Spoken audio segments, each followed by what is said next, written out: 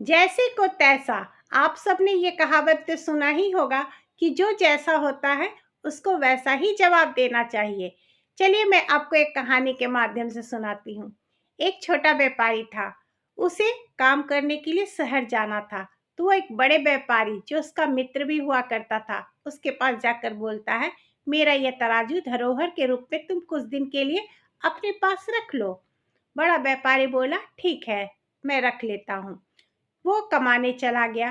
कुछ दिन के बाद जब वो पैसा कमा कर वापस आया, तो वो बड़े व्यापारी जो उसका मित्र था, उसके पास जाकर बोलता है, मेरा तराजू दे दो।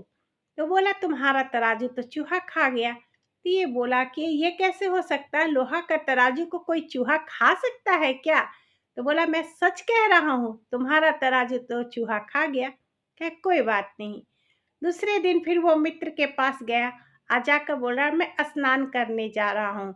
तब तक बड़े व्यापारी जो उसका मित्र था, उसका बेटा भी दौड़ता हुआ आया कि मैं भी स्नान करने जाऊंगा। तो वो छोटा व्यापारी जो था बोला कि मैं तो नदी में जा रहा हूँ। तो बोला कि मैं भी नदी में जाऊंगा। तो बड़ा व्यापारी बोला कि तुम इसको अपने साथ ले जाओ स्नान कराने। दोनों स्नान कराकर आए। जब आ रहे थे तो बड़े व्यापारी ने पूछा कि मेरा पुत्र कहाँ है? तो बोला कि तुम्हारा पुत्र को बाज ले गया। तो कहा कि बाज कैसे ले जा सकता है? एक बच्चे को बाज कहीं ले जा सकता है? तो कहा हाँ, मैं सच कह रहा हूँ, तुम्हारे पुत्र को बाज ले गया। और इधर छोटे व्यापारी ने क्या किया था, उसके पुत्र को एक वहीं पर गुफा था उसमें छुपा दिया। राजा के दरबार में दोनों पहुंचा।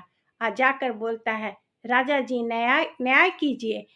तो राजा ने बोला, क्या हुआ? तब बड़े व्यापारी ने कहा कि बताइए तो, मेरे पुत्र को बाज ले जा सकता है? ये कह रहा है कि मेरे पुत्र को बाज ले गया।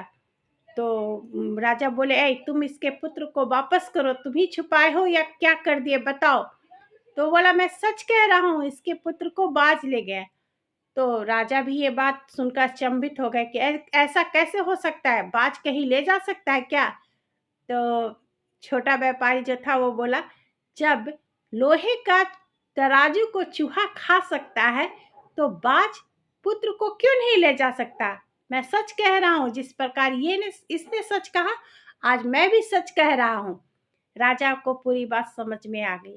तो बड़े व्यापारी ने उसका तराजू वापस कर दिया और उसने उसके पुत्र को। तो एक कहावत बिल्कुल सही है, जैसे को तैसा। अगर मेरी ये कहानी पसंद आई है तो लाइक और सब्सक्राइब कीजिएगा। धन्यवाद।